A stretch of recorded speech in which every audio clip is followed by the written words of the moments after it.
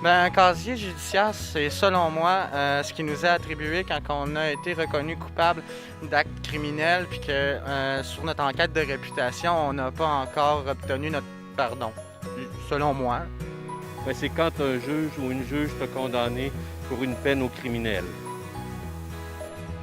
C'est ce qui reste après qu'une personne ait fait des actes qu'on juge criminels ou c'est ce qui reste dans le dossier de ce que la personne a fait, au niveau de la loi. Là.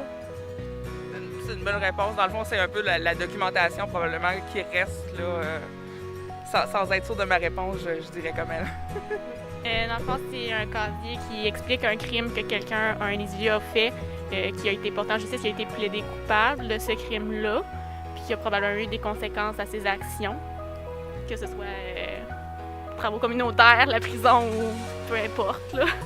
J'ajouterais peut-être aussi qu'il y a une accumulation, mettons, qui sont notés des crimes ou des infractions que tu as commis. Là.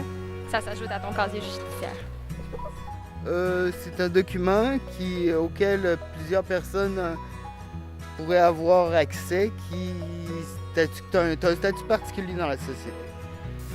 Ça t'empêche de voyager, puis Un casier judiciaire, c'est quand tu as une historique criminelle, pretty much. Puis des fois, je sais qu'il faut que tu le dises, que tu as un casier judiciaire quand tu cherches un emploi.